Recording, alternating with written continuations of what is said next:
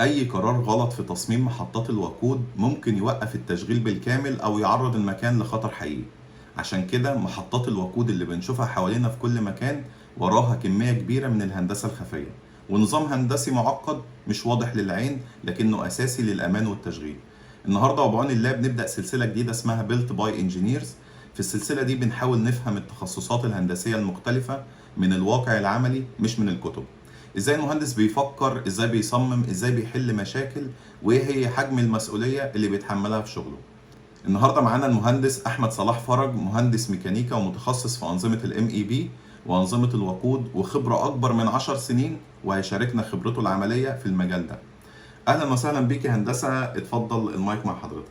اهلا بيك يا باشمهندس باسم، وطبعا انا مبسوط ان انا مع حضرتك النهارده في قناتك. وطبعا انا من الناس المعجبين بالشغل بتاعك جدا، بقالي سنين كنت بتابع القناه، وان شاء الله نفيد الناس النهارده ونتكلم على حاجات يعني تكون بتشغل المهندسين حتى حديث التخرج او الناس اللي عايزه تنقل للمجال الجديد ده ان شاء الله، اتفضل يا هندسة. ان شاء الله. في البدايه انا احمد صلاح فرج، انا مهندس ميكانيكا. اشتغلت في بدايه حياتي في الام اي بي، سواء اتشباك او فاير فايتنج او بلامنج. اشتغلت موقع واشتغلت مهندس مكتب فني واشتغلت تسعير. بعد كده جات لي فرصة إن أنا أتنقل لمجال يعني يعتبر نادر شوية في مصر، ومعظم شغله يعتبر في السعودية. يعتبر هنا مفيش في مصر غير شركة واحدة أو حاجة اللي شغالة في المجال ده. فيول سوليوشن عموما، الفيول سوليوشن بالنسبة للفيول ستيشن محطات الوقود، وفيول سوليوشن من حيث إن أنت بتعمل نظام فيول، لأن أنت تغذي مثلا جنريتور اللي هو بيغذي أنفاق أو بيغذي محطة كهرباء. طيب باشمهندس احمد، ممكن تدينا كده كونتكست سريع عن دورك في مشاريع محطات الوقود، وازاي شغلك بيتداخل مع التصميم والتنفيذ؟ تمام، أنا حاليا شغال مهندس مكتب فني خاص بالديزاين وبالاستيميشن. يعني احنا بنعمل الديزاين بتاع المحطات الفيول ستيشن، وبعمل برضو التسعير وحصر الكميات. ايه الحاجات اللي بتكون مطلوبة مني؟ بيجي لي مشروع مرسوم معماري، بيبقى مطلوب مني ان اعمل الرسومات الميكانيكال، ومطلوب مني اعمل رسومات الالكتريكال. بعد كده مطلوب ان احنا نحصر الكميات بتاعتنا الخاصة بالمحطة. وبيبقى مطلوب طبعا ان احنا نعمل هيدروليك كالكوليشن الخاصة اللي انت تقدر من خلالها تختار السبمرسبل بامب المناسبة بالقدرة المناسبة بتاعتها للمشروع بتاعك. بيكون مطلوب بعد كده نعمل البي كيو، البيل اوف كوانتيتي، الكميات بتاعتنا اللي في المشروع اللي شغالين فيه. بيكون احيانا بيطلب مننا لو المشروع فيه استشاري، بيكون مطلوب ان انت تعمل تكنيكال سبميتال بالمواد اللي عندك. بيكون مطلوب احيانا برضو ان انت تعمل كومبليانس شيت، بيكون مبعوت لك سبيكس من الاستشاري بتقارنها ما بينها وما بين الماتيريال اللي عندك اللي انت شغال بيها. يكون مبعوت لك برضو الفندور ليست بتاعت الاستشاري اللي هو شغال بيها، فبتقارن ما بينهم وما بين السبيكس اللي معاك بتاعت الخامات اللي انت شغال بيها، وتقول له دي كومبلاي معايا او مش كومبلاي، او كومبلاي ويز كومنتس بتقول له عليها. بعد كده بنعمل الكوست استيميشن، طبعا بنحط نسبة الارباح اللي احنا بنتفق عليها مع الإدارة ومع طبعا على أساس حجم المشروع، على أساس المقارنة ما بينك وما بين ما بين بيبقى داخل معاك كذا حد تاني طبعا في التسعير. داخل معاك مثلا الفلوس الخاصة بالتركيبات، حق الانتقال بتاع المواد من المخزن مثلا لحد المحطة، داخل معاك نسبة الأرباح، داخل معاك حجم المشروع كبير أو صغير. في حاجات كتير كده فبتقدر تظبطها، ومن خلالها تقدر تعمل كوست استيميشن. طبعا الكوست يعني انت في لو بنتكلم بالنسبه للسعوديه، في زي منافسين كتير في المجال ده. فعلى قد ما تقدر بتحاول تظبط نسبه الارباح او نسبه الخصومات، بحيث ان انت تقدر تتعاقد على المشروع. طبعا بنعمل برضو كوردينيشن ما بيننا وما بين مهندسين الموقع، من حيث ان احنا نقول له ان احنا هنشتغل آه، بالمواد الفلانية، هنعمل تكنيكال سبميتال هنسلمه للاستشاري الفلاني هيعمل كذا. وبرضه بتتعاقد أو بتتكلم مع السبلاير بحيث إن أنت تجيب أسعار كويسة بحجم المشاريع اللي موجودة عندك، أو أنت بيبقى عندك اوريدي ستوك موجود عندك كشركة، أو الشركة هي نفسها بتكون فيها جزء سبلاير او واخده توكيل لخامات معينه بتقدر تشتغل بيها. فطبعا برضو بتعمل زي تناسق ما بينك وما بين المسؤولين بتوع المخازن عشان تشوف الكميات الموجوده والحاجات اللي تقدر تشتغل عليها. بيرجع لك مثلا انت سعرت مثلا مشروع وحطيت كميات معينه، وجيت لقيت ان الخامه دي مثلا خلصت دلوقتي، فاقدر ابدلها بخامه عامله ازاي؟ بالتناسق ما بيننا وما بين المخزن وما بيننا وبين الاستشاري اللي يقدر تبقى الماده دي بالنسبه له معتمده. بس دي حاجه بسيطه كده بنشتغل عليها. من الواضح كده ان الكاركتر اللي هيشتغل ديزاين اند استيميشن انجينير لازم أن يكون بيعرف يتعامل مع ناس كتير واقسام كتير، وبيعرف ياخد من هنا ايه وهيدي الاقسام التانية ايه عشان يطلع المشروع بشكل ناجح. بس النتيجة النهائية في النهاية ان احنا عايزين نعمل استيميشن للكوست بتاع تنفيذ محطة الوقود. اكيد طبعا، وبالذات يعني احنا يعتبر معظم الشغل في السعوديه. السعوديه فيها منافسه كبيره، بالنسبه لهم محطات البنزين زي كانك بالنسبه لنا هنا في مصر كانك بتفتح كشك كده. الموضوع بالنسبه لهم بسيط جدا، هو حد بياخد قطعه ارض ويبدا يبنيها. ممكن هو مع نفسه يفتح محطه وقود باسمه، يعني ابو فهد ابو فيصل، ويفتح محطه وقود. تمام، مش براند. مش براند، مش محتاج براند. فبيبقى الموضوع بسيط. فطبعا حجم الاعمال بتبقى كتيره والمحطات كتيره اللي بتتعمل كل فتره كل فتره. فطبعا المنافسه كبيره والشركات اللي شغاله فيها كتير، فانت بتحتاج ان انت تبقى كاستيميتور حد عنده من الخبره الكويسه ان انت تقدر تطلع المحطه باقل خامات وبافضل سعر وبافضل طبعا خامات. طيب هسألك سؤال كمان يا هندسة. محطات الوقود كده كنظام هندسي ممكن تقول لنا كده يعني بتتكون من ايه، وازاي انت حضرتك بتشوف الترابط ما بين الأنظمة المختلفة سواء ميكانيكا أو كهرباء أو الأمن والسلام؟ كويس جدا. كده احنا هنخش كمتخصصين شويه اكتر. لو بصينا على الصوره اللي على اليمين، محطه الوقود بتتكون من ايه، او اي محطه بنزين بتتكون من ايه؟ طبعا بتبقى عندك الخزانات اللي بتبقى مدفونة تحت الأرض، وبيبقى عندك الفيول ديسبنسر. دول الكومبوننت الأساسية اللي عندك. بتبدأ الخزانات دي بيبقى فيها بتيجي الأول التانكر اللي هي العربية اللي موجودة عندنا دي بتفرغ الوقود جوه التنكات تملى التانك. فبيبقى عندك في حاجة اسمها سبيل كونتينر. سبيل كونتينر دي بتبقى يعني زي فتحة كده بيركب عليها الخرطوم بتاع العربية اللي هي التانكر دي، بكام لوك بيقفل عليهم وبيصب البنزين جوه الخزان. بيبدأ الوقود بقى عشان انقله من الخزان اوديه على الفيول ديسبنسر، او احنا بنسميها الترمبات كمصطلح يعني عامي في الشغل. بمواسير مدفونة تحت الأرض. المواسير دي بتنقل من الخزان للفيول ديسبنسر عن طريق سبمرسبل بامب او اس تي بي. سبمرسبل تربين بامب ماشي، بتنقل الوقود من الخزان للديسبنسر او لعدد الديسبنسرات اللي موجوده عندك. في محطات وقود بتبقى 4 ديسبنسر، 6 ديسبنسر، 2 ديسبنسر، على حسب المساحه المتاحه عندك وعلى حسب التصميم اللي جاي لك واللي انت شغال عليه. فيبدا محطات الوقود في غالبا لو بنتكلم على السعوديه بيبقى عندهم بنزين 91 و95 وعندهم ديزل. 3 خزانات، وده اللي كان موجود لحد اخر السنه اللي فاتت. السنه الجديده 26 بدأوا يدخلوا كمان خزان رابع معاهم، بنزين رابع اللي هو 98. فيا اما بيبقى عندك 3 خزانات ومنهم خزان مقسوم 2 فيبقوا 4 خزانات. لو بصينا على الصورة اللي على الشمال دي شكل الخزان اللي عندنا اللي بيجي من المصنع بتاع الخزانات، وبينزل هنا في الغرفة بتاعته، وبعد كده بيتردم عليه وبيتدك كده بطبقة من الرمل. الخزان ده يا اما يبقى فيه فتحه زي كده، يا اما لو هنقسمه 2 عشان نخلي مثلا 98 وديزل في خزان واحد فبيتقسم 2 فبيتعاملوا كانهم خزانين. فلو شفنا الفتحات اللي هي فوق دي اسمها دي بيبقى عليها التانك صم. بتبقى يعني زي جزء كده بلاستيكي بيركب على الفتحة بتاعة الخزان دي من فوق، وفوقيه بيقفل عليه المنهول بتاع الخزان. فنتخيل مع بعض كده، لو انا عندي 4 خزانات جنب بعض، كل خزان بيبقى فيه فتحة، الفتحة دي بيركب عليها التانك صم، وبعد كده لما بنخلص شغل خالص في المحطة بيتقفل عليه فوق بالمنهل.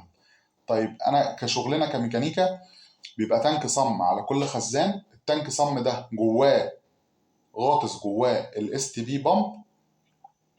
الاس تي بي بتبدا تشتغل، بتسحب الفيول من الخزان، تنقله عن طريق مواسير. المواسير دي مواسير السبلاي بتبقى راكبه من اول البامب دي لحد ما توصل عند الفيول ديسبنسر.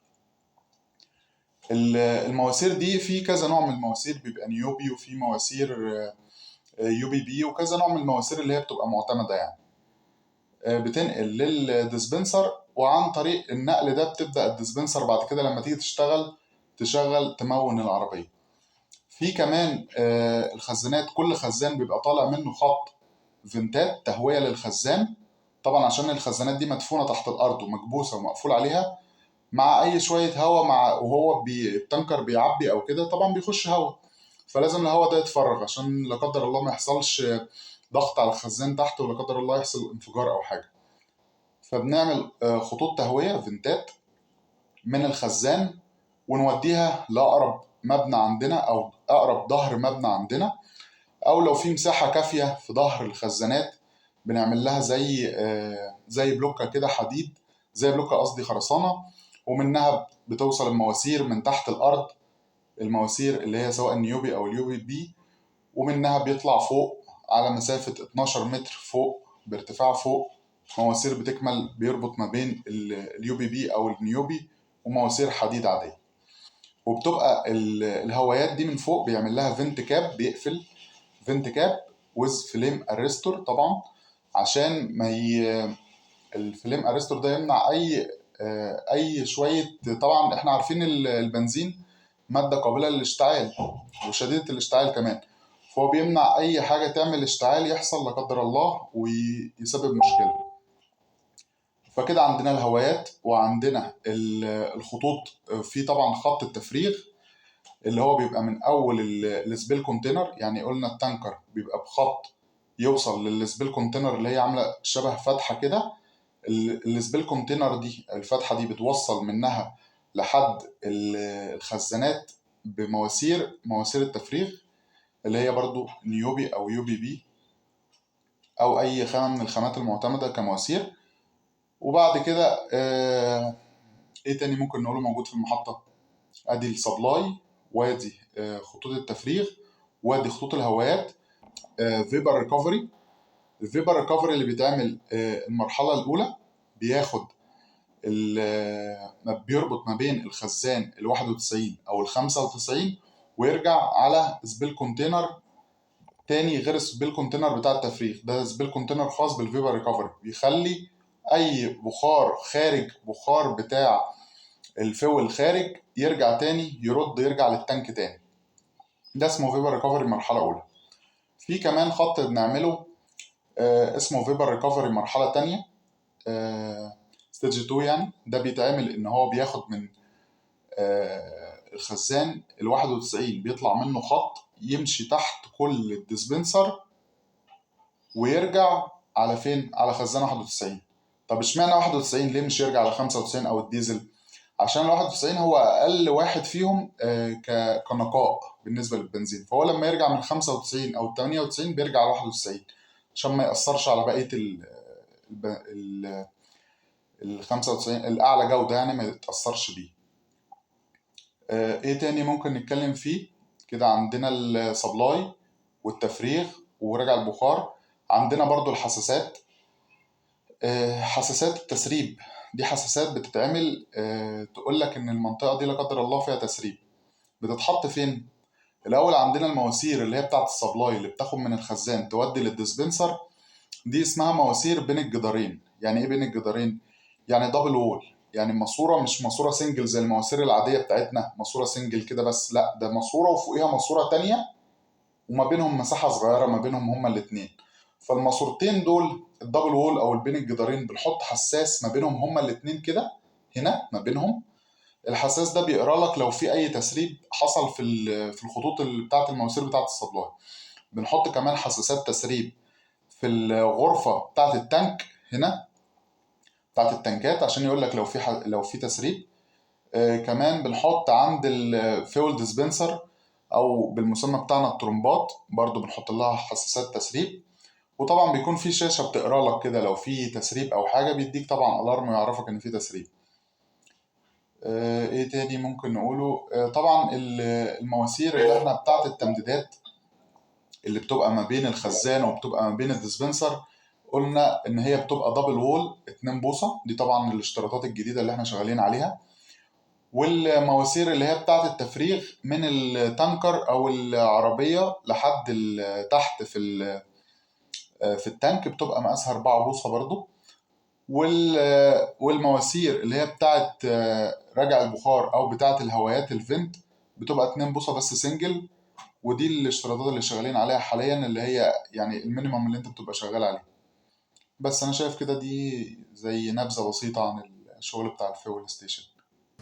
طيب هل في اعتبارات يا باشمهندس للتصميم للفول ستيشن دي، لو هي مثلا منطقة سخنة أو منطقة باردة، ولا هم كلهم يعني مثلا مصر والسعودية يعتبروا إلى حد ما الاعتبارات واحدة في التصميم، صح كده؟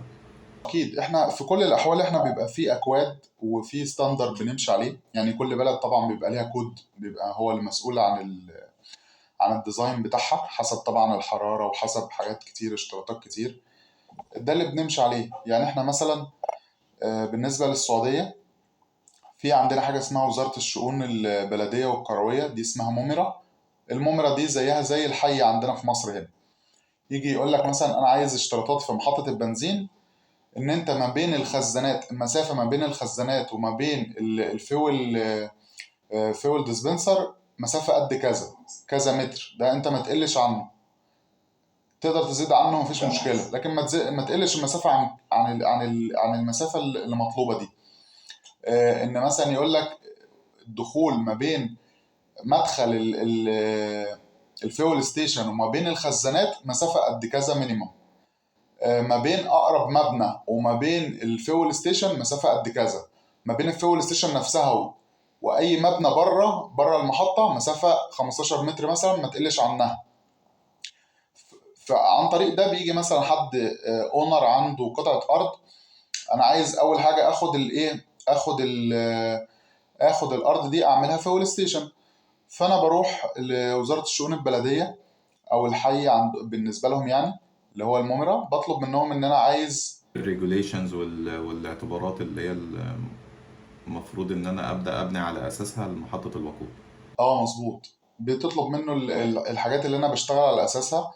بتاخد بعد كده طبعا تبدا تعمل الرسومات المعماري، تروح مكتب استشاري معماري ديزاين معماري وانشائي يعمل لك الرسومات، وتقدر بيها الرسومات دي تعتمدها طبعا بعد كده من وزاره الشؤون البلديه. فانت تبقى خدت رخصه. ايوه الرخصه، رخصه البناء دي، انت خدت الرخصه كده، انت كده حققت الاشتراطات اللي مطلوبه من وزاره الشؤون البلديه. تيجي بقى انا عايز ابدا اشتغل بقى الشغل اللي هو الميكانيكال والالكتريكال عشان اعمل محطه البنزين. بتيجي اي شركه من الشركات او انت بتعرض على الشركات ان انا عندي محطه، او الناس بتجيلك بتاعت السيلز ان انا عندي محطه عايز اشتغلها. الشركات دي طبعا بتكون عندها معرفه كبيره بالاشتراطات بتاعت وزاره الطاقه.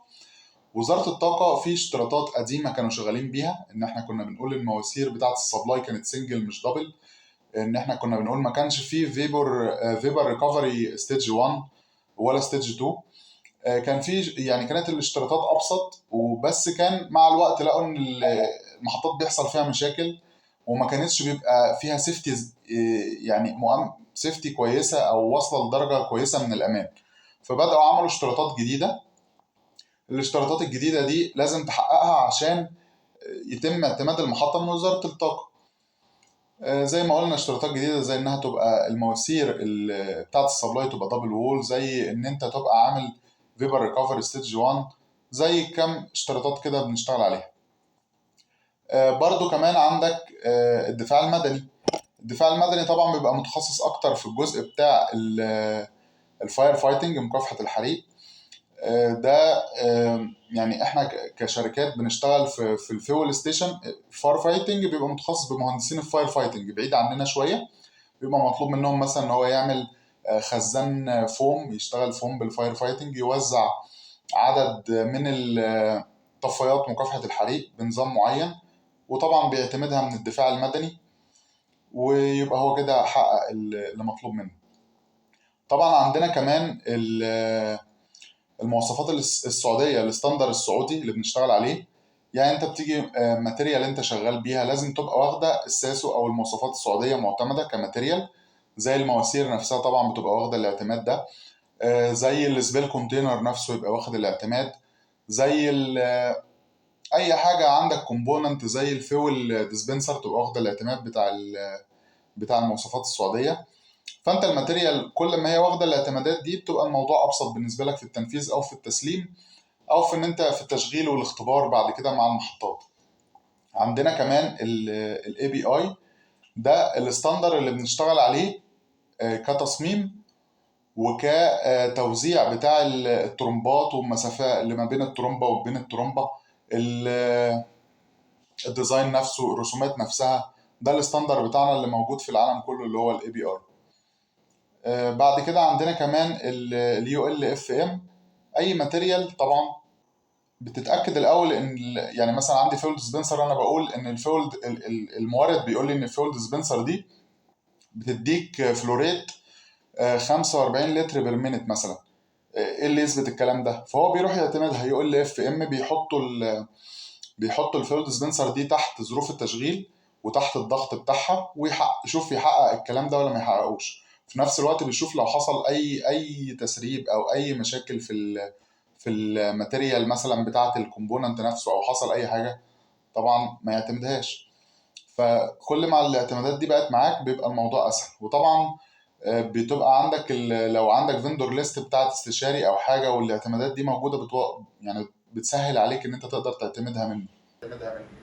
تمام. يعني برضو كده يا لو هندسة. اتفضل. اتفضل. لا، كنت هقول لحضرتك يعني شكل كده ان في طبعا ريجوليشنز كتيره، ولازم أن تخاطب كل جهه وتتاكد ان الكومبوننتس اللي انت بتستخدمها طبعا مطابقه للمواصفات. بس برضه عايزين نعرف يعني اول ما بيوصل لك كده مشروع محطه وقود، ايه هي الستبس الهندسيه اللي بتعملها عشان تقدر ان انت تطلع كوست استيميشن واقعي؟ لان شكل كده الموضوع فعلا فيه تفاصيل كتير وبتتعامل مع جهات كتير، فازاي بتقدر تطلع كوست استيميشن واقعي في كل الظروف دي؟ هقول لحضرتك، احنا في البدايه بيجي لنا المشروع يعني غالبا يا اما يجي لك مثلا الرسم اوتوكاد، يا اما يجي لك بي دي اف، يا اما ما بيبقاش ولا في اوتوكاد ولا في بي دي اف. حد مثلا عنده محطه وبيجددها او حاجه، فانت بتحتاج ان حد يكون موجود، مهندس سايت انجينير، يعمل معاينه ويديك الابعاد اللي موجوده ويديك المسافات الموجوده ويديك البيانات الاساسيه اللي عندنا. فانا مثلا اول حاجه بسال عنها بسال عندي كام تانك موجود في المحطه. هل انا عندي اتنين، تلاتة، اربعة، اكتر، خمسة، ستة، وهكذا. تاني حاجه بسال عندها الترومبات اللي عندي. الترومبات هنا بمعنى الفيول ستيشن، خليكم حافظينها دي عشان احنا دايما الترومبات بالنسبه لنا كانت اللي هي البامبس، بس هنا البامبس بنقول عليها غطاسات اللي هي الاس تي بي. فالترومبات بسأل عندي كام ترومب، هل عندي 2، 4، 6، 8، وهكذا على حسب حجم المحطة اللي عندك. فتبدأ الأول تتأكد إن الرسمة اللي جاية لك أو المعاينة اللي جاية لك مظبوطة. لازم دي تتأكد منها عشان هتفرق معاك في كل حاجة. لو جات لك الرسمة أوتوكاد هتقدر تشتغل عليها على طول. جات لك الرسمة بي دي إف، هتحولها أوتوكاد وتبدأ تنظف المعماري اللي جاي لك. تبدأ تظبط المعماري وتنظفه. تبدأ تشوف بقى انت هتشتغل عليها ديزاين. تبدأ أول حاجة تحط أماكن التانك صم بتاعتك بتاعت الخزانات، عشان طبعا بتفرق. في خزانات بتبقى التانك صم بتاعها من النص، وفي خزانات بتبقى من على الأطراف. كل ده هيفرق معاك في الكميات بعد كده. المتر مواسير بيفرق في الكمية. فتبدأ تحط أماكن التانك صم. تبدأ تحط أماكن الهوايات. قلنا أماكن الفنت كاب بنحطها في أقرب مكان ليا، سواء في ظهر الخزانات لو في مكان يسمح، أو في ظهر أقرب مبنى. طبعا في الاشتراطات بتاعت وزارة الطاقة بتقول لك ان ممنوع ان انت تحط الهوايات في ظهر مطعم مثلا. فلازم تشوف اقرب مبنى سوبر ماركت او حاجة او محلات، وتقدر تتفق طبعا لو في فرصة ان انت تتفق مع الاونر ان انا احط في المكان الفلاني ده تمام، فيقول لك تمام خلاص مفيش مشكله بالنسبه له. هو لو المحل مثلا او هو عايز يحط في ظهر سوبر ماركت او حاجه، فانت بتتفق معاه. طبعا بنحط كمان اماكن السبيل كونتينر اللي هي الخاصه بالتفريغ، بنحطها على قد ما نقدر اقرب مكان للخزانات. ليه؟ عشان انت عندك التمديد اللي هو ما بين السبيل كونتينر وما بين الخزانات دي مواسير 4 بوصة.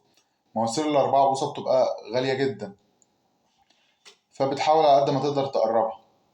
بعد كده بتبدأ بقى الرسم بتاعك، بترسم خطوط. انت في البداية بتعمل ديزاين، فبتعمل سنجل لاين، تعمل خطوط بتاعة التمديدات اللي هي بتكون من أول الترمبات اللي عندك الاس تي بي لحد اخر ديسبنسر او من اول الغطاسات لحد اخر ترومبه عندك.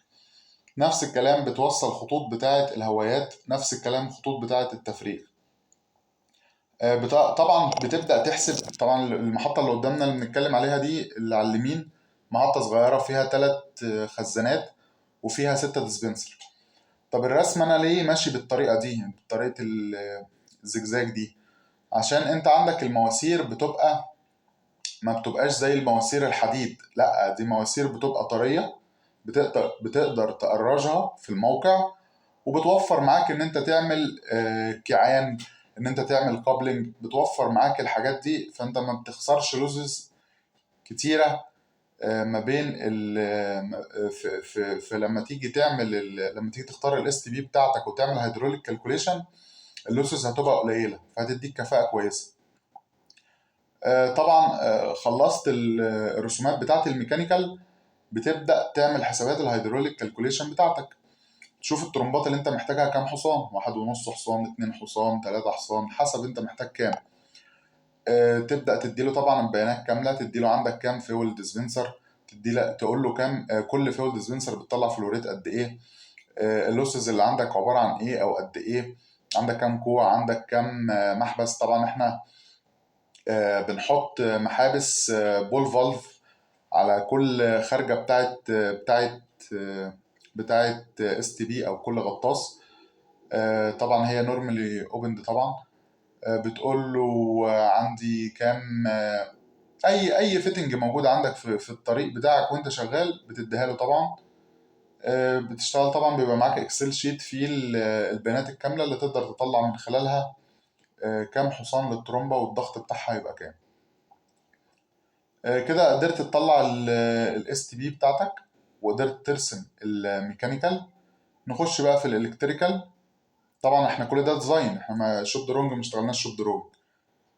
تخش في الالكتريكال، لو شفنا الصورة اللي على الشمال دي بيبقى عندك كل طبعا يعني اول حاجة في الالكتريكال بتبدأ تحدد مكان غرفة الكهرباء، غرفة اللوح او غرفة الكهرباء اللي بيشتغلوا بيها. هيحطوا خط الكهرباء او اللوح الكهرباء هتبقى فين. فطبعا بتحددها سواء هي موجوده عندك في الرسومات او اتفقت مع الاونر او السيلز مان قال لك مكانها، فبتبدا تحط اماكن لوح الكهرباء بتاعتك.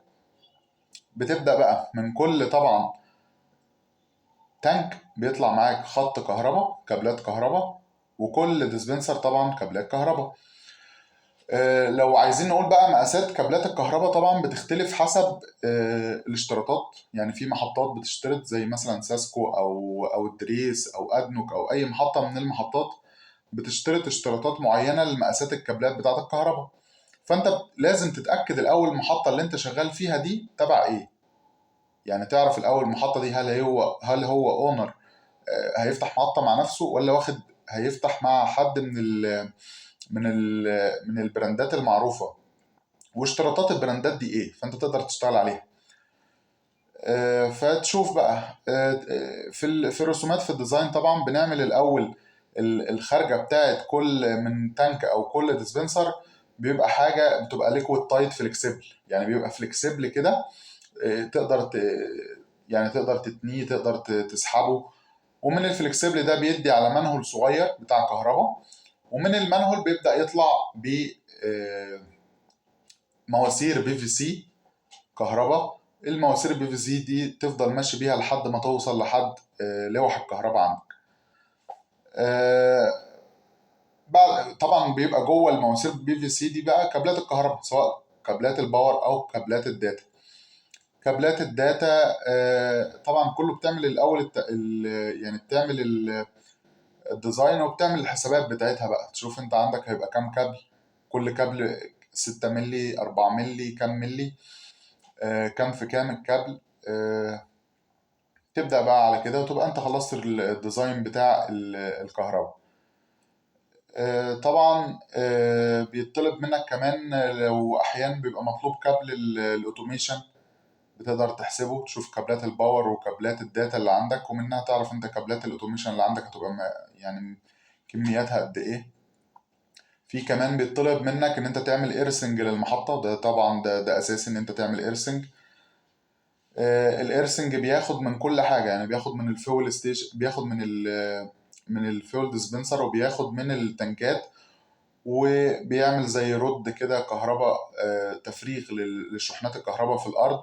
بيتعمل بطريقة معينة في الرملة، وبيبقى زي بلوكة كده حديد، وبيبقى فيه عمود نحاس بيفرغ شحنات الكهرباء، يجمع كل حاجة من عند السبيل كونتينر، ومن عند التنكات، ومن عند الفيول ديسبنسر، وكله بيروح في الآخر يفضي عند البلوكة اللي احنا بنتكلم عليها دي. طبعا احنا بنتكلم على مقاسات مختلفة من الديزاين. يعني لو بصينا على الرسمة اللي على اليمين دي، عندنا محطة دي كبيرة شوية، بيبقى عندك بدل ما انت عندك مظلة بس للبنزين، لا انت عندك مظلة بنزين وعندك مظلة للديزل. الديزل طبعا اللي هي الشحنات الكبيرة اللي بتبقى بتشتغل بالديزل بس.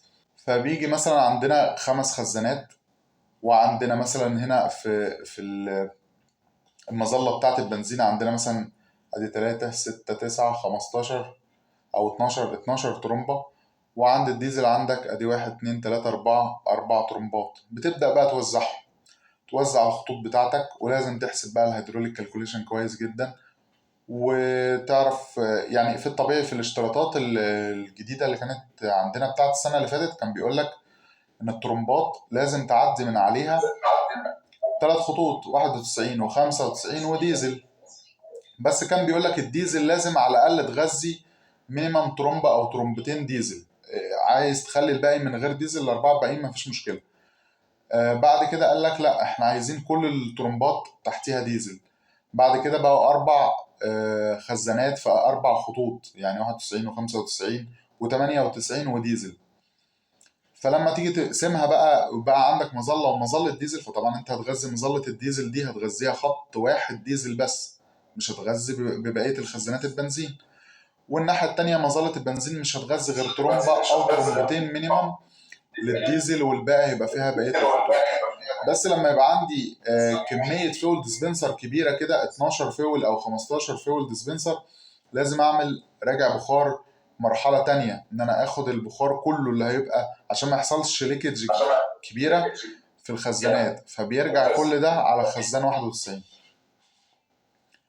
بس طبعا الديزاينات اللي عندنا بيبقى حسب المحطه عندك عامله ازاي تقدر تشتغل عليها. بعد كده تقدر بقى ان انت تعمل الحصر بتاعك، ومن الحصر تقول انا عندي كام غطاس، كام اس تي بي، عندي كام ترومبا فيول ديسبنسر، انا محتاج كام سبيل كونتينر، محتاج كام سبيل كونتينر راجع بخار، محتاج كام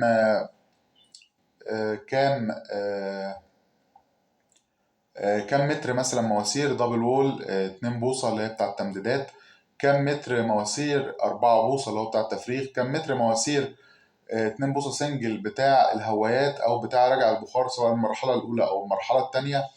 الفيتنج اللي عندي بقى كلها لازم طبعا تكتبها، يعني لازم تبقى حصر مظبوط بالقطعة، كام كابلنج محتاجه، كام كوع هحتاجه، كام تي هحتاجه.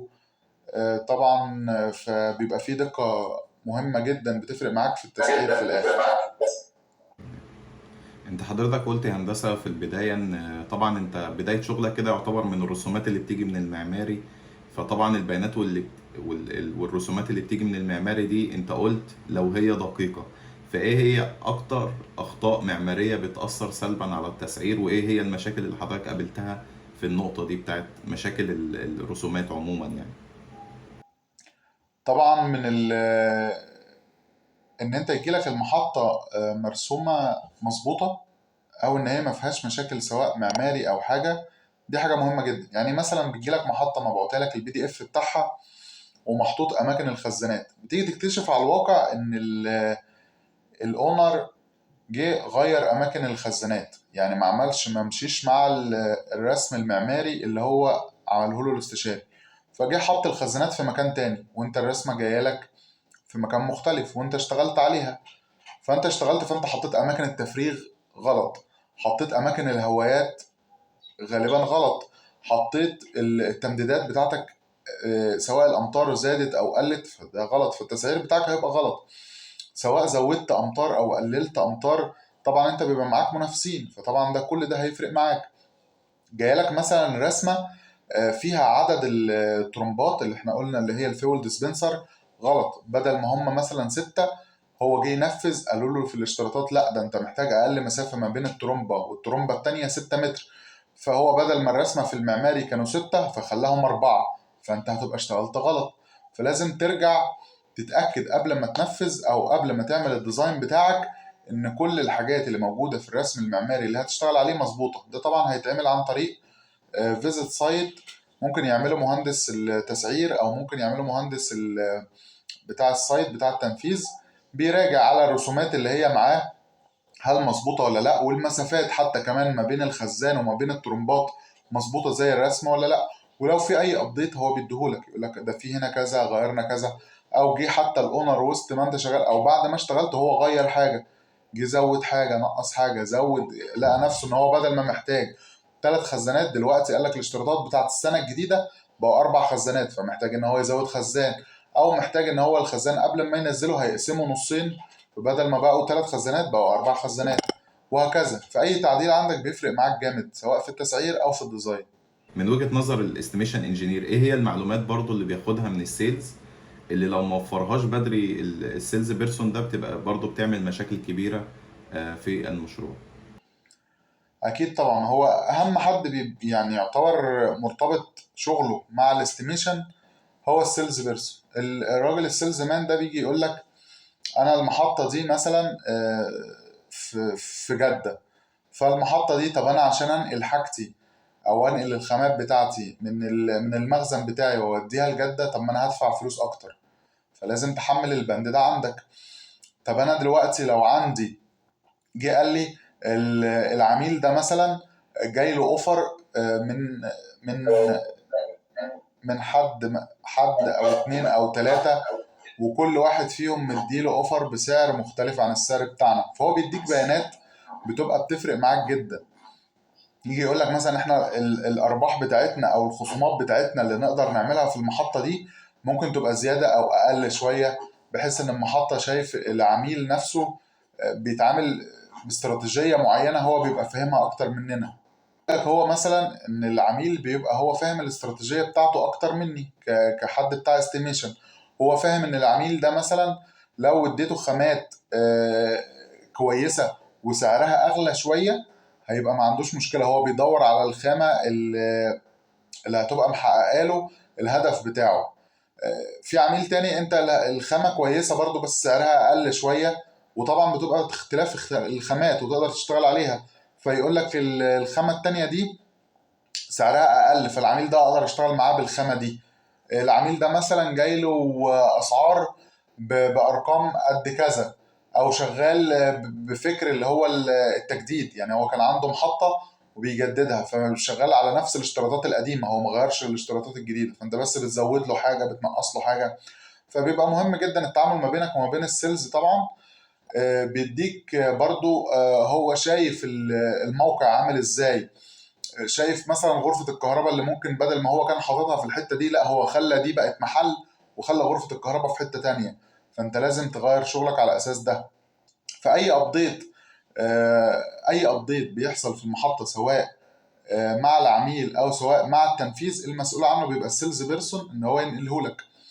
برضه بيبقى في تواصل ما بينه وما بين المخازن، هو يجي يقول لك مثلا النهارده المخازن الماتيريال الفلانيه مش موجوده، فاحنا عايزين التسعير بتاعنا من اول الفتره الجايه هنبدل الماتيريال دي بماتيريال تانية، وبتشوف انت بقى بتحسبها مع نفسك، تشوف الماتيريال دي هتبقى اغلى هتأثر معايا ازاي، هتبقى دنيتها عامله ايه، وعلى الاساس ده بتقدر تشتغل وبتقدر تطلع الاوفر بتاعك يكون كويس ويكون منافس، فانت تقدر تتعمد في المشروع ده.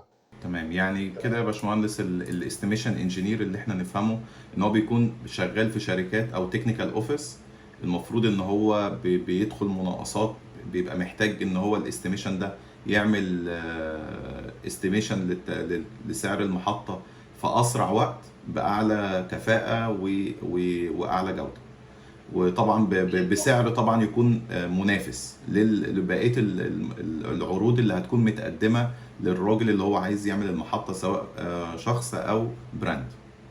طبعا اهم حاجة طبعا الوقت برضو بيفرق جامد، عشان انت بيبقى معاك منافسين كتير بيقدموا في نفس الوقت، فعشان تديله الاختيارات ان هو يقدر يفكر ويقدر يختار. وطبعا انت بتديله البراندات بتاعتك اللي انت شغال بيها، بتقول له انا شغال بكذا وكذا، وده بيبقى مهم جدا عشان يعرف يقارن ما بينك وما بين حد تاني. ليه محطات الوقود بتعتبر سيفتي كريتيكال فاسيلتيز، وايه هي طبقات الامان اللي لازم تتصمم وتتحسب بدقه كبيره في التصميم مع حضرتك؟ تمام. محطات الوقود طبعا لازم يبقى فيها سيفتي على اعلى مستوى، عشان احنا عندنا بنشتغل بنزين. البنزين متطاير وقابل للاشتعال ببساطة جدا. فطبعا انت عندك مثلا التانكر اللي هو بتاع العربية بيبقى فيه كام لوك بيقفل لما بيجي يركب على السبيل كونتينر، فالكام السبيل كونتينر نفسه كمان بيبقى عليه كام لوك بيقفل، فما بيبقاش فيه اي تفريغ للهواء. دي حاجه من حاجات الامان. طبعا بيبقى عندك شات اوف فالف بيبقى تحت الفيول ديسبنسر، لو حصل لا قدر الله اي خبطه على الفيول ديسبنسر نفسه، ان هو يعني عربيه خبطته او حد خبطه او بتاع وهيتكسر او هيحصل حاجه، الشات اوف فالف ده بيقفل طبعا الخط بتاعك اللي جاي من السبلاي من التانك، فيقفل عليه يخلي ما يحصلش اي تسريب. عندك طبعا حساسات التسريب اللي اتكلمنا عليها، اللي احنا بنحطها ما بين الجدارين وما بين الجدارين في الخطوط بتاعة البنزين، وبنحطها في التانك صم، وبنحطها في غرفة التنكات، وبنحطها في الفيول ديسبنسر عشان تقول لك لو في اي تسريب، فيعرفك ان المكان ده حصل فيه تسريب فتقدر تتعامل. عندنا برضو الفنت كاب اللي احنا بنركبه بيكون عليه فليم ارستور فيمنع اي حريق يحصل. عندنا برضو ان احنا بنعمل طبعا شغل الفاير فايتنج للمحطات. الفاير فايتنج اللي متخصص بيه مهندسين الفاير فايتنج، عشان لو لا قدر الله حصل حريق يعرف يوقفه. طبعا عندنا نظام الارسنج اللي احنا قلنا عليه، ان احنا بنفضي الشحنات اللي موجودة في الخطوط كلها، فما يحصلش طبعا الشحنات الكهربية دي مع غاز زي مش غاز بقى، زي الفيول اللي بيبقى موجود. اي شحنة كهربية ممكن لا قدر الله تعمل اشتعال، فاحنا بنعمل نظام ايرسنج بيفضي الشحنات دي كلها في الارض. طبعا في براندات بتطلب منك ان انت بدل ما بتعمل ايرسنج واحد في المحطة، لا كل كومبوننت عنده بيعمل ايرسنج. يعني التنكات بيعمل لها ايرسنج لوحدها، الفيول ديسبنسر يعمل له ايرسنج لوحده، السبيل كونتينر ايرسنج لوحده. فدي من المعامل الامان طبعا اللي بتبقى مطلوبه. واحنا على قد ما نقدر طبعا في الديزاين بنحاول ان احنا نراعي الحاجات دي، وبنحاول ان هي بتكون بنسب ما تاثرش معايا طبعا في التسعير، بس طبعا ما تقللش من الامان. يعني ما اجيش انقص ما اجيش انقص في الكميات بتاعتي بتاعت الحساسات او حاجه، فما تبقاش مقريه او كده. وطبعا بنرجع في الاول وفي الاخر لطلبات العميل اللي موجود معانا، هو طالب ايه. احيانا في ناس ما بتبقاش طالبه الحساسات بتاعه التسريب عشان سعرها بيبقى غالي شويه، مش طالبينها. بس عنده معاملات امان تانية كتير موجوده عنده في المحطه. تمام. الناس بتفتكر ان ممكن عشان استيميشن انجينير فهو يدي ارخص سعر وخلاص وكده يبقى قام بشغله. لا، هو المفروض يبقى الموضوع متعلق دايما بالامان، ان هو يشوف هو ايه اللي يقدر يستغنى عنه وايه اللي ما يقدرش يعني. طيب، من خبرة حضرتك كده يا باشمهندس، ايه هي الاختلافات الاساسية اللي موجودة ما بين مثلا السوق المصري والسوق مثلا السعودي او السوق الخليجي عموما، يعني من حيث بقى يعني التكلفة والمتطلبات ومستوى الجودة والمنافسة، حاجات زي كده يعني. بص هقول لحضرتك، احنا يعني السوق السعودي ممكن اكبر شويه في محطات الفيول ستيشن. يعني اكتر انتشار واكتر متطلبات كتيره من كذا جهه محطات وزاره الطاقه نفسها، من جهه البلديه، من جهه كذا اشتراطات كتيره بتعدي عليها عشان تحققها. اي حد هناك ببساطه هو عنده قطعه ارض بيقدر يمشي في الاتجاه ده لحد ما يعمل محطه بنزين كامله. هنا في مصر يمكن الموضوع اصعب شويه. انت لو عندك قطعه ارض وعايز تعمل محطه بنزين لازم تروح لحد من البراندات، يعني مش هتفتح محطة مع نفسك. ما فيش هنا مثلا تلاقي محطة مكتوب عليها ابو محمد، ابو محمود، ما فيش الكلام ده. لازم تروح لتوتال، تروح لوطنية، تروح لشيل اوت، اي نوع من البراندات اللي موجودة. وهو بيبقى عنده اشتراطات، هو بياخدك قطعة الارض ويشوف هو محقق اللي هو محتاجه، سواء يعني مميز في المكان اللي هو يشتغل عليه، المساحة، بالظبط هو كبراند هيحقق اللي هو محتاجه منك ولا لا. وعلى الاساس ده بيبدا بقى يتحرك معاك، والموضوع بيبقى اصعب شويه كتخليصات وكورق وحاجات زي كده. وهو هيوافق اصلا ياخدك ولا لا، يعني هيوافق ان هو الارض دي تبقى بالنسبه له محطه ولا لا. في السعوديه الموضوع اعتقد ابسط كتير، وفي مصر برضو يمكن الشركات اللي شغاله في المجال ده قليله جدا، يمكن يتعدوا على الايد الواحده شركه شركتين بالعافيه. في السعوديه الشركات اللي شغاله في المجال كتير جدا، يعني يمكن عدد كبير يعني، وكل فتره تطلع شركه جديده تبدا تشتغل في الاتجاه ده. وبدات في مصر تبقى في مكاتب باك اوفيس للشركات السعوديه اللي شغاله في المجال ده، بدات تظهر كتير. ويعني ان شاء الله على امل ان احنا نبقى قد قد الشغل اللي هناك يعني. ان شاء الله. انت كده حضرتك بتتكلم على المنافسه، وانا اظن مستوى الجوده بيبقى واحد في اي بلد، لان هو في اعتبارات امان واحده في اي بلد، سواء مصر او السعوديه او اي بلد، هو كل مستوى الامان واحد. بس من حيث بقى التكلفه والمتطلبات، هل دي برضو بيبقى فيها اختلافات، ولا يعني يعتبر الى حد ما نفس المتطلبات بس بفروق الاسعار يعني؟ المتطلبات كأمان طبعا في مصر، احنا المتطلبات بتاعتنا مش قليلة طبعا. متطلبات يعني بتحقق الأمان بدرجة كبيرة. بالنسبة للأسعار وكده طبعا السوق، أنا بقول لحضرتك عشان السوق المصري ما أنا شايف إن ما فيهوش من المنافسة الجامدة، فالأسعار بتبقى عالية. لكن السوق السعودي طبعا المنافسة جامدة، فالأسعار بتبقى قليلة، أي حاجة عليها عرض وطلب. السوق السعودي بسبب المنافسة الكبيرة، المربح أو نسبة الربح اللي بيحطها الشركات بتبقى قليلة. الخامات نفسها التوكيل لما بينزل لك هنا في مصر بيديك أسعار الخامات غالية. في السعودية بسبب إن السوق كبير، فغصب عنه بينزل بأسعار قليلة. يعني احنا لدرجة إن احنا في فترة من الفترات كنا بنقارن أسعار ما بين المواسير هنا في مصر وفي السعودية، لقينا إن المواسير في مصر أغلى من السعودية بكتير، بفرق كويس يعني 30% أو حاجة. فأنت لو خامات يعني لو حد هيجي هيفتح هنا وهيشتغل هنا، للأسف مفيش السماحية اللي تخليك تيجي تشتغل هنا في مصر، مفيش طيب لو مهندس لسه داخل مجال محطات الوقود جديد، ايه هي الحاجات اللي لو فهمهم صح من الاول ممكن يوفروا عليه اخطاء كبيره بعد كده؟ يعني ايه الحاجات المفروض اللي هي اللي بتكون مثلا لازم أن يبقى عارفها الاول، والمهارات اللي تكون عنده عشان يقدر يتعامل في المجال ده؟ أهم حاجة طبعا في البداية إن هو يكون فاهم رسم معماري. عارف احنا لو بنتكلم على حد حديث تخرج ما اشتغلش قبل كده، لازم طبعا يكون فاهم، يعرف يشتغل بالاوتوكاد، لازم يعرف يرسم على الاوتوكاد. طبعا انت احيانا بتجيلك لوح PDF انت بتحولها اوتوكاد، السكيل بتاعها مش مظبوط، بتظبط السكيل، بعد كده بتنظف المعماري. فحد يبقى عنده فكرة كويسة عن الاوتوكاد. كمان لازم يبقى فاهم لوح المعماري، يقدر يقرا معماري. آه، لازم يبقى حد طبعا يقدر عنده شوية تعاملات، يقدر يتعامل اجتماعي شوية، عشان بيحتاج ان هو يعمل كوردينيشن ما بينه وما بين مهندس الموقع، ما بينه وما بين السيلز مان، ما بينه وما بين التنفيذ، او ما بين السبلاير كمان. آه، بيحتاج برضو ان هو يبقى عنده فكرة طبعا عن الاشتراطات اللي اتكلمنا عليها. عنده فكرة عن الاشتراطات هيعرفها مع الوقت طبعا، بس طبعا يقدر يدور على المعلومة. يقدر يقرا في الاكواد، يقدر يقرا في احنا قلنا كمان مثلا عندنا ال NFPA شابتر 30 و30A وشابتر 70، يعرف يطلع المعلومة ازاي لو محتاجها. يقدر يعمل ديزاين، يقدر يتخيل كديزاين هيبقى عامل ازاي.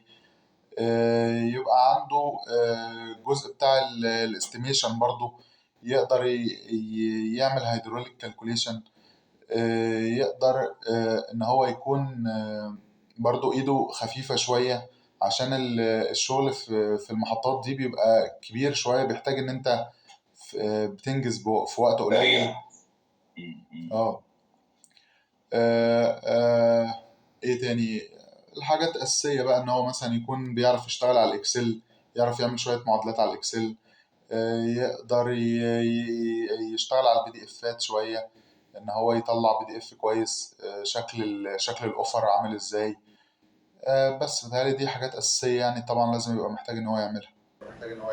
بصراحة أنا مش عارف إزاي، لأن الاستيميشن هو معتمد أكبر على الخبرة. يعني بحس إن حسيت إن المجال ده، أنا طبعا أول مرة أعرف المعلومات القيمة دي من حضرتك، بس أحس دايما إن الاستيميشن انجينير ده هو كده محتاج إن هو يكون عنده خبرة عشان يقدر يشتغل. فصعب إن بالظبط حد مثلا يكون جونيور أو لسه فريش جراد إن هو يدخل على طول في المجال ده، لأن هو معتمد دايما على إن أنت عندك خبرة اساسا بالاكواد، وعندك خبرة بالاسعار، وعندك خبرة بالموردين. فحاسس ان الموضوع ممكن يبقى صعب شوية على الفريش جراد يعني. هو بالفعل هما يعني في غالبا الناس اللي بتخش المجال بيبقى عندها في الاول خبره شويه في الام اي بي، يعني هو يعتبر جزء سبيشال جوه الام اي بي كفيول ستيشن. فانت بتبقى محتاج في الاول ان انت اشتغلت حاجات مثلا اتش باك وفاير بلامنج، كهرباء مثلا باور ولايتنج وكده، تبقى عندك فكره عموميه عن المجال كام اي بي. فهتقدر بعد كده تخش الخطوه التانيه. ممكن برضو يبدا فيها الفريش جراديوت، بس هيتعب شويه، يعني هيتعب شويه معانا لحد ما ياخد الخبره اللي تخليه يقدر يطلع مشروع واتنين لوحده في اليوم وتلاته كمان. بس هيحتاج وقت شوية، ويعني يحتاج ان هو هيشتغل على نفسه شوية حلوين لحد ما هيوصل ان هو يقدر يطلع المشروع بكفاءة كاملة يعني، وتطلع كمان استيميشن. يعني حتى كان في ناس برضو بتعمل ايه، بتخلي سواء الديزاين او الرسوم، بلاش ديزاين خلينا نقول الرسم، خلي حد رسام هو اللي بيعمل الرسومات، وحد معاه بيقول له هتحط دي هنا وتعمل كذا كديزاين، وحد بيعمل استيميشن كمان، وحد تكنيكال اوفيس. بس غالبا يعني اللي بيبقى ملم بكل ده هو اللي بيلاقي فرص كويسة. فهتتعب في الأول شوية كحد حديث تخرج، بس هتوصل إن شاء الله مع الوقت يعني.